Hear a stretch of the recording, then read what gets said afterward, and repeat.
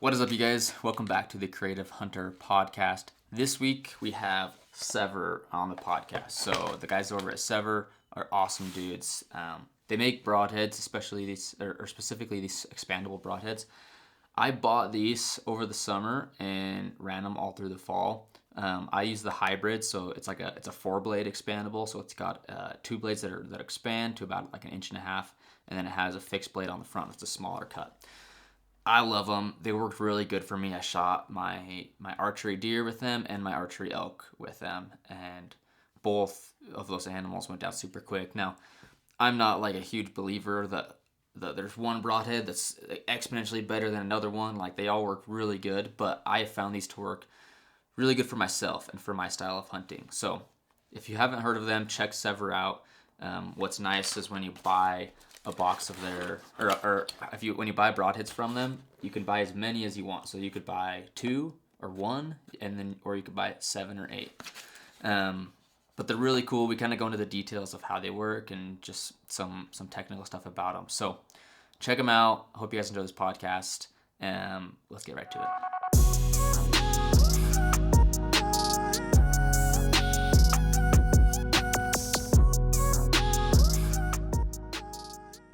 All right, guys, we got Casey here with SEVR Broadheads. Casey, how's it going? Doing good today. How about you, Logan? Good, great, dude. Yeah, just we're getting a nice clear day up here. It's cold though, but having a good day. So, how's things It's a down good there day in to go Salt out. Lake? Been good. Good day to shoot the bow. Getting excited for Yeah, leaving on a coos hunt next week. I was talking to you about that a little bit. Um, nice, dude. new species to hunt, so getting excited to go adventure into a new world, essentially. So That'll be cool. You going down there with a group of guys? yeah, so Preston from Mountain Physio. I don't know if you know who he is. So I'm Okay, running with him, his brother, and then his nephew.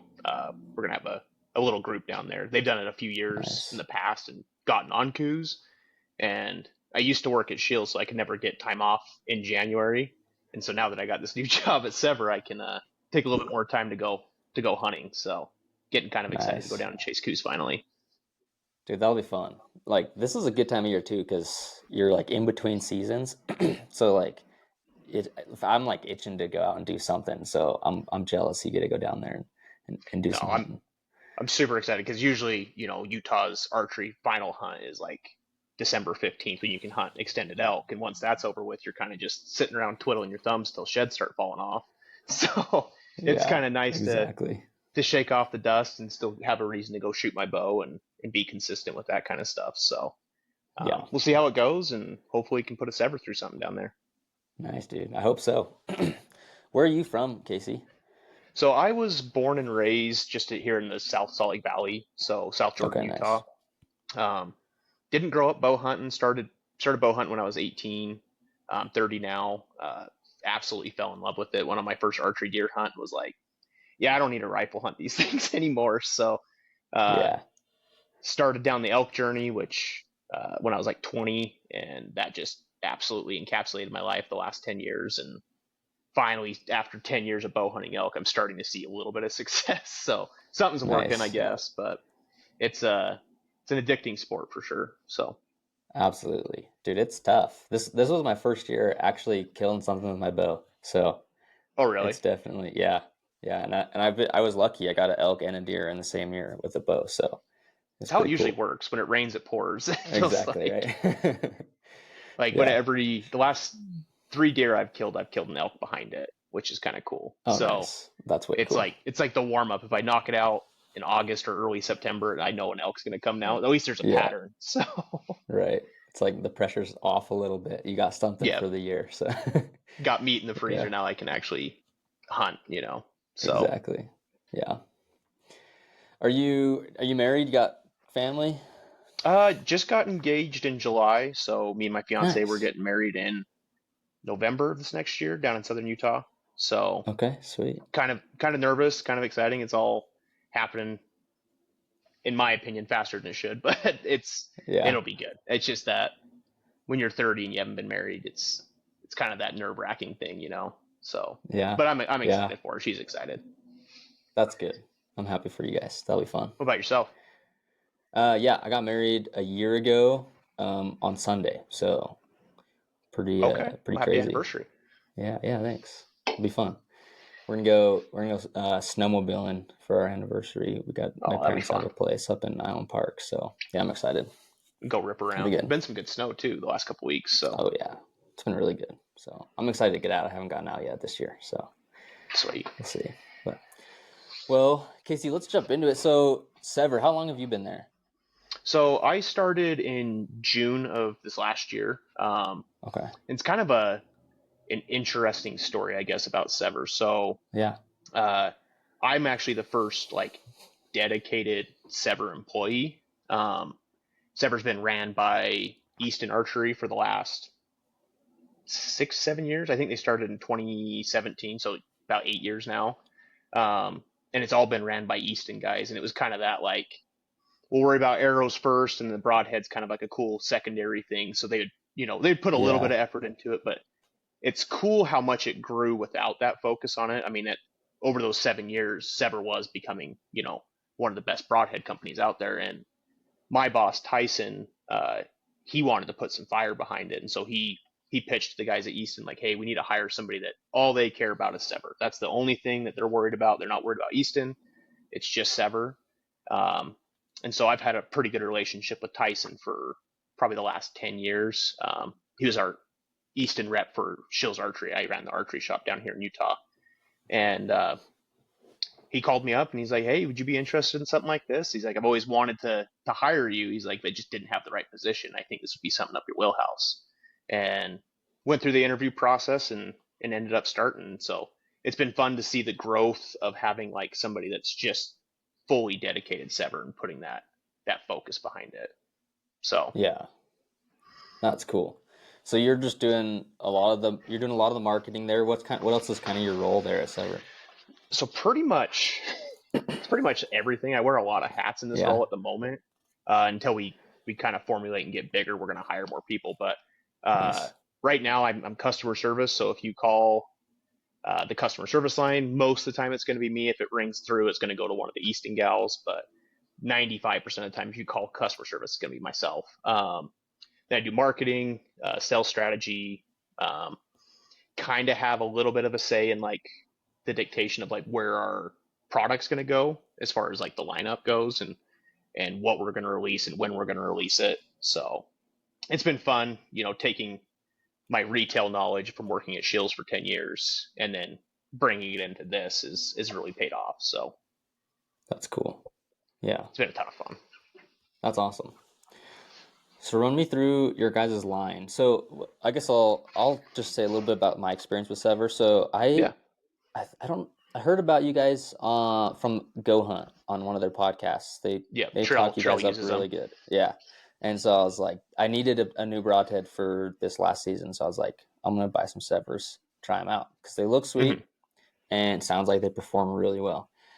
And I really liked the fact that you could put that set screw in and shoot them at targets and they wouldn't expand. You could just really make sure that everything's dialed. Mm-hmm. And so bought them and went out on first archery hunt of the year, which was a rifle deer hunt, high country. And I had a buck 15 yards, shot him, just like he went down in like 20 yards. Like literally, it was like the That's coolest awesome. thing. Yeah. And then like 3 weeks later, same thing with a bull elk, shot him. He had no clue I was there and he walked 15 yards, bedded down and died within seconds. So like my experience has been amazing with SEVR so far. Some great positive experiences. Yeah. Yeah, really good. So yeah, walk me through like the lineup and the features and whatever you got. Yeah, for sure. So our kind of like standard or original design is that standard 2-blade design that we have 4 different models right now. So we have it in titanium 2.0, which is just going to be a 2-inch overall cut, titanium 1.75, and the titanium 1.5, which is the 1.75 and the 1.5 stands for the cut size. And so we just offer them in different sizes. Guys shooting longer ranges, we typically suggest like a 1.75 just for deeper penetration. If it's a lower poundage shooter or somebody that really wants to guarantee that pass through, we typically lean them into like that 1.5 because whenever you bring that cut angle down, it just allows for better penetration. Mm-hmm. And then this last year, we decided to develop a 4-blade broadhead. So a little bit different than what we had been doing the last 7 years, and decided that we wanted to attach a bleeder blade on there, mainly for that kind of cross-cut effect. We were seeing, it's not all the time, but you can get it if you have like a really fatty animal. If it's just a slice going through there, we saw that if that fat can pull through, it can actually clog that hole up easier if it's a slice, because the skin's easier to come back together, versus that cross-cut acts more like a bayonet wound. And so back in the Civil War, bayonets were really deadly because surgeons couldn't stitch up bayonet wounds because of the cross pattern, because it would create more of a hole. And so that's what we found with the hybrid head that we designed, is we were able to get more carnage on the initial impact and going through the animal. So, and from everything we've seen from the customers this year, and myself included, I mean, it was exactly that. It was way more carnage than our standard 2-blade heads, which traditionally were a very deadly head, but now we've just made them even more deadly. Yeah, so that's cool. Were you a part of the process of that, developing the hybrid? So I came in right as they were getting ready to release it. Okay. So unfortunately, I didn't get a huge play in that, but James Yates, I don't know if you're familiar with who he is, kind of one of the local Utah guys here. Yeah, he shot quite a few big deer on the Wasatch up here, but he was a big part of it. So his whole shtick is he likes supremely accurate heads. And so he's been shooting SEVR for years, and he kind of had the same thing. He's like, I want that cross cut, I want a 4-blade. I just want better carnage going through the animal with that same accuracy. So he played a big part in helping develop that, as well as our engineers are absolute geniuses, because where they put that bleeder blade on the actual head, it plays in conjunction with the deployment arms from the mechanical, so you don't lose any downrange accuracy. So it stays the same turbulence. You don't add any extra turbulence onto the arrow shaft, which is why you're seeing, accuracy out to 90, 100 yards. That's cool. Yeah, I didn't even think about that, but that makes a lot of sense. Yeah. So apparently it took them like a year of just playing back and forth, putting it in, spin tests, wind tunnels, shooting accuracy tests and stuff like that before they found that exact placement, and they just kind of rolled with it from there. So yeah. Talk about the set screw and just kind of the advantages of that. Yeah. So one of the cool things about SEVR that really stands us out from anybody else is the fact that you can actually use the exact same head that you're going to be hunting with as a practice head. So every package comes with it's a 0.50 set screw, and there's a secondary hole on the SEVR, and you just put that through there and it locks the blades out. And so you're able to shoot that head into a target without having it open, damaging the blades or dulling the blades. And so that's a huge feature, just because I don't know if you've had it like on heads in the past where they have a ballistic match point, or something that's supposed to look like the head, and then you end up going and shooting the actual head and it's way off because it's not the exact same head you were practicing with. So yeah, the confidence you have in that is huge, knowing that when I put that up there, it's going to hit right behind my pin because I've tested it. So yeah, that was a huge part of it for myself, is just like I can actually practice with the broadhead I'm shooting and know it's going to fly exactly how I'm shooting it during practice. Yeah. So, and I was going to say, one of the other kind of cool benefits of it too, that not a lot of people talk about, is the lock and pivot technology that we have on there. So that's something we have patented, so nobody else can do it. But when those blades deploy, they lock out, and as they go around bones, I don't know if you played with them, Logan, but as they go around bones, they'll hit and they won't ricochet because they're not stuck in one place. They'll actually pivot out of the way, allow the arrow to keep on that same, straight trajectory through the animal. So that's where we get that kind of tagline, SEVR straight through it, is because our heads are an anti-deflection head. Yeah. So I don't know if you've ever seen somebody, shoot a deer that's quartering and it ends up glancing and going down the skin, or like kind of like giving it like a graze wound versus going in. Our heads prevent that because it doesn't allow that head to ricochet and try to kick back out. So yeah, I've heard people talk about one of the problems with expandables in general is that like if you're trying to shoot steep quartering, that they do have a tendency to like ricochet more. But you guys have solved that with that with that system. So Or even like, the other thing people don't realize is, you go through an elk rib. And so if you square up on an elk rib with a 2-inch head, an elk's rib spacing is almost exactly 2 inches or just a little bit less. So if you square up a head on that, it's not able to go through there, or it's going to really slow down, losing a lot of speed, versus our head, if it squares up on that, it's going to pivot one blade out of the way, allow you to just get past that rib without losing momentum. So hmm just little things like that just help with that accuracy, and then also going through where you're trying to go through on an animal. So yeah, that's awesome. How was your season this year? Did you get anything? yeah, so I filled both tags that I had this year. Nice. Shot a deer that was way easier than it should have been. Yeah. Ended up going with a buddy up. We just hunt the Wasatch Front here, kind Okay. of some of the ski areas and stuff like that. And me and a buddy went up on a Sunday morning, started hiking up the trail right before light, got about 45 minutes of the trail, glassed a 4x3 off the trail about 400 yards, made a quick stalk on him, and then put an arrow in him at 70 yards. So it was my Dang. second day hunting. It was just kind of like, I don't know. It was like bittersweet because because it was a great buck. I was super excited about it, but then it's like, gosh dang it, my season's over. So for deer at least. Yeah. And then elk, I had a 7-day backpack hunt that me and another buddy went on, and ended up shooting a bull on day 5 of that, um, which was an awesome experience. It's my first time ever taking a frontal shot on something, Oh which I yeah. never thought I would ever do a day in my life. But it's kind of going back to that confidence thing. Like I had practiced a lot with my broadheads on my arrows, and so when that bull came in at 30 yards and he's looking straight at me, and it's like I feel very confident if I put that pin on his throat, I'm going to put that down his throat. And so in that Yeah. split second, I'm at full draw. I'm just like, yep, you can do this. Centered the pin and let her rip, and he went about 100 yards. So can't complain Nice. about either of those. Yeah, that's cool. And is that let's see, would that have been your first time using the hybrids, or did you have this last year too? Nope. So my first time using the hybrids was on that deer, which was Okay. actually, um, yeah, that was my first time using them. And then my first time using SEVR was back actually in 2018. Oh yeah. Um, I was given one by Clint. He's our lead engineer here up at Total Nice. Archery Challenge.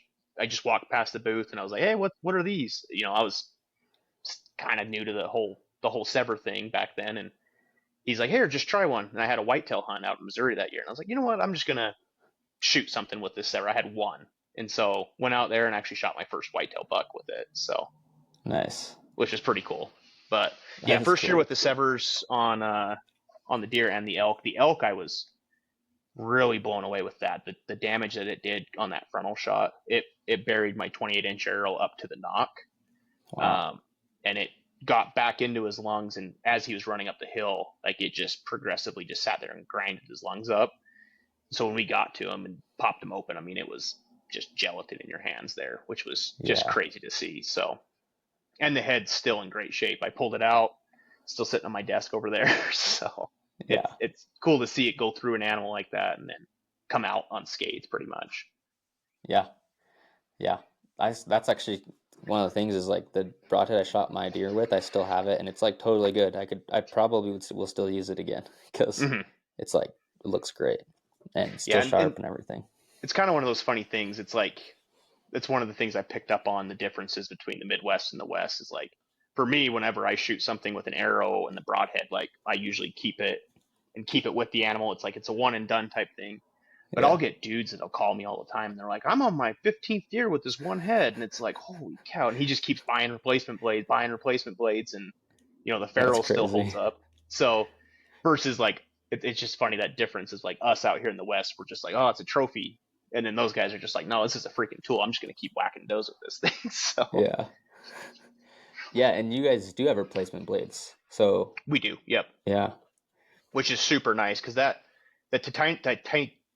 titanium ferrule that we run is super, super durable. I mean, we've shot them into cinder blocks, we've shot them through wood, and the ferrule will hold up. It's just blades, thicker you make them, you can't get them as sharp as you want them to. So we found that kind of fine balance of, can this, still go through a rib bone and hold up, but it's still going to hold that sharpness. And so we Mm-hmm. just finding that kind of balance. And so we decided that replacement blades would be the better option versus trying to have guys sharpen a blade up and then eventually get it filed down where they can't do it anymore, and then have essentially a throwaway broadhead.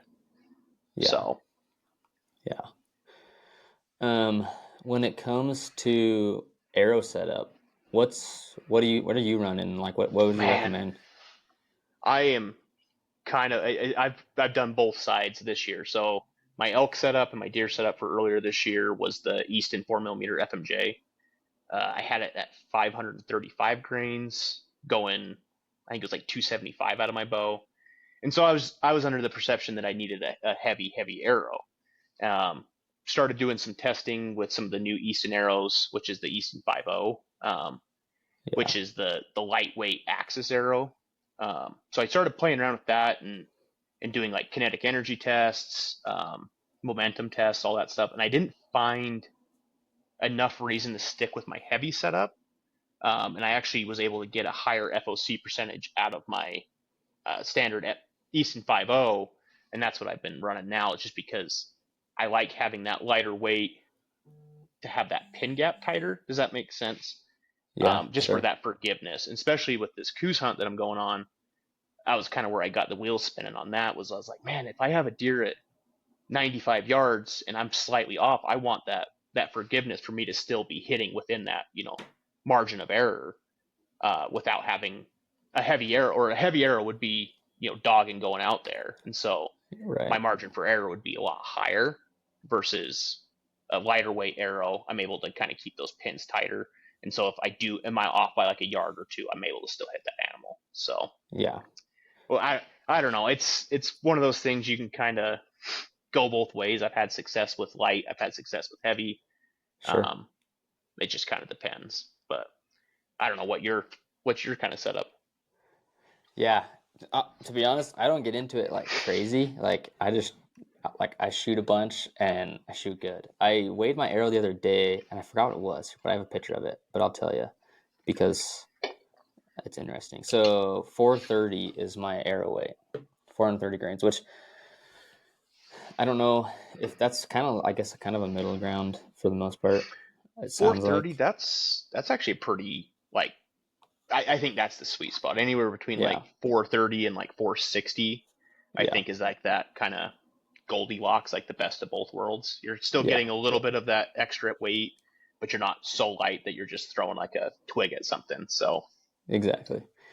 And I mean, it's done good. I haven't seen a reason to change it. So 430, and I'm shooting the Victory, the VAP TKOs, which okay, shoot good. yeah. Just kind of started with those, and they work good for me. So I've just kept I was gonna going say with them. those Easton 5.0s are very, very similar as far as weights go. They're almost identical. So I think we're pretty Yeah, close to the same setup, because nice. I think my lightweight setup's 435. So Oh yeah. right in the So ballpark. yeah, But right about the same there. getting it out there, like I was just shooting 100 yards this morning, and Nice. able to, like a bad shot, just because that arrow's cooking down there, it's still holding within where I want it to. So I mean, I'm throwing groups like that at 100 yards, which I can't complain about. Yeah. Versus my FMJs, it was a higher margin. I was getting a lot more low shots, because when I would miss low, it'd really miss low because of Yeah. how heavy that arrow is. So Yeah. For people like maybe who are getting into the archery game more, what's mhm. kind of your like routine? What's your practice like? How do you go about all that? Yeah, so I mean, you talk, just for like shooting my bow and stuff like that. Yeah, yeah, Yeah. So I try, like, it's kind of tough to say. Like, I try to shoot 2 or 3 times a week. You kind of get in that like springtime and you're not really thinking about hunting, and you'll shoot maybe once a week or every other week. yeah. But if I'm going into a hunt, I try to shoot at least 3 to 4 times a week leading into it, just to have that confidence. And once I have it set up, I'll usually go out. We're lucky we have a big 3D range out back, and so Nice. I can stand in one spot and shoot 20 different targets. And so I'll just sit there and I'll range different ones like it's a hunting situation, and just go back and forth, and I'll just shoot multiple different targets, just to Yeah, keep my brain kind of on that movement of something's not always going to be in one exact 60-yard perfect spot. It might be 63, or it might be 57 or something like that. And so being able to always remind myself to range everything and dial my sight helps with Yeah. that. And then once total archery challenge season comes around, or like 3D season comes around, it's just getting out there and doing those difficult uphill shots, downhill shots, side hill shots, just practicing the stuff that you're actually going to be doing out when you're hunting versus just shooting a bag target that's 30 yards away down the driveway, So it's putting more focus into that, I think, has helped me execute some of those kind of tougher shots in a hunting situation. Yeah. So Yeah, tack is huge, dude. I mean, I've done it a couple times, and like I come away from that just being like, okay, like I feel way more confident now. yeah, Just when you all the figure things out, situations. you're Yeah. you're running your bubble, you're shooting across the side hill, so you're having to line up your peep, line up your bubble, make sure the pin's centered. It's just all those things that I think is a big important part of executing a good shot, which is 95% of bow hunting is just executing that perfect shot without jumping or anticipating that shot. So Yeah, absolutely. because that's been a big thing I've been working on this probably the last 2 years, is like that whole shot IQ, Joel Turner, um, Mm-hmm. just executing the shot process. And it's a lot harder than it sounds like when you first step into it. You're like, oh, I'll master this in a week. And it's like, no, it takes a lot of concentration, a lot of getting into your own headspace and allowing yourself to control your brain versus allowing other things to control your brain. So I've been utilizing that, and it's helped me in those like kind of high pressure situations where it's bull's coming in at you and he's screaming. It's like, am I going to sit here and shake, or am I going to control what's going on in this situation? So Yeah. be a big one I, to anybody that hasn't done it. Look into it. It's something that's helped me a ton. So I think that's a big thing for me as well. When I shot my bull this year, like I was just calm and collected and just felt like everything was just perfect, and I just like aim. I was just like, oh, this is so good. Like it like felt so good, right? But it's yeah, because I just had those repetitions, and I had that practice and was confident. Do what's you, that? do, Oh, or go go ahead. for it? I was No, gonna say the do it. muscle memory, man. Like that's the Yeah, biggest thing is like you're not sitting there trying to figure out, oh, my thumb needs to be right here, or, my hand needs to be in a certain position over here. It's like it's just automatic. It's like riding a bike. You're just yeah, picking it up because you've done it so many times that it's just second nature. So yeah. Do you have a shot process when you're going through it? Do you talk to yourself? How do you do that? mine's just pull through because I Yeah. I had a bad habit of punching the trigger even with a thumb button. I just Mm-hmm. anticipate, and you get on target and you just want to smash it. And so my whole Right. thought process is I get my thumb on the barrel, and my whole all I can think about is just pull, pull, pull, pull, pull. And so I can shut my brain down to just that one singular thought process of just pulling, and everything's gonna be all right.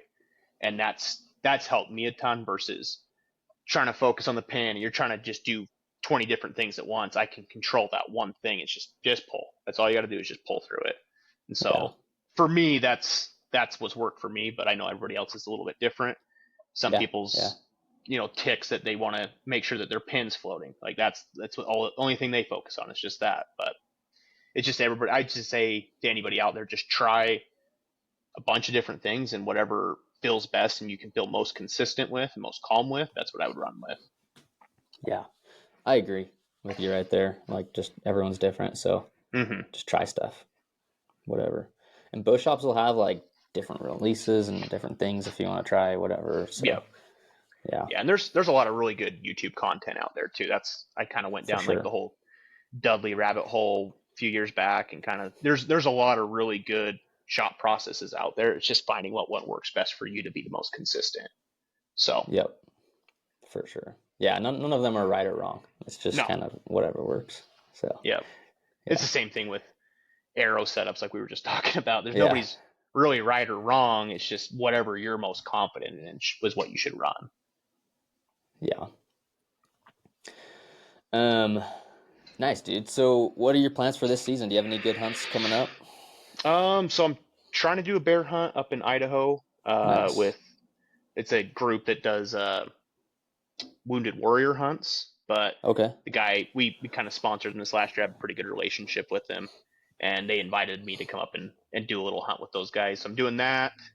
Um, going to be hopefully drawing another mule deer tag here in Utah. And then I play the lottery across all the states. So I've got point in Wyoming, 4 points in Colorado, 5 points in Nevada.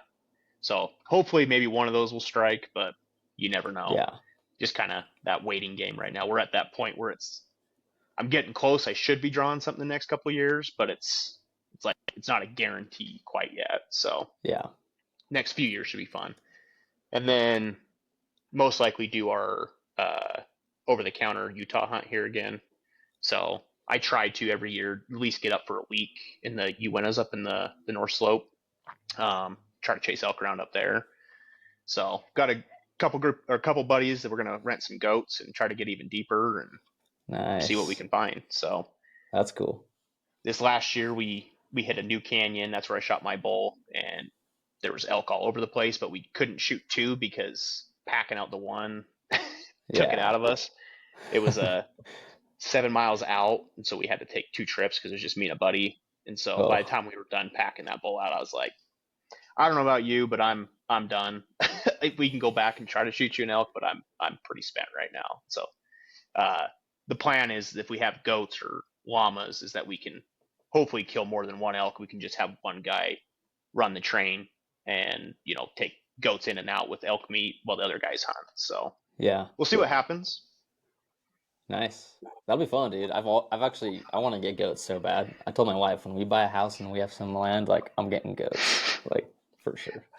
I've got a little not even a quarter acre patch, and I'm trying to tell my fiance that I want to buy goats, and she is not a fan of that right now. But we'll see. I'll probably convince her.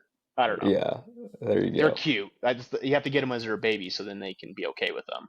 True. There you go. Yeah, they're attached to them. Exactly. Nice, dude. Well, so where can people find SEVR? Are you guys going to be at the Western Hunt Expo?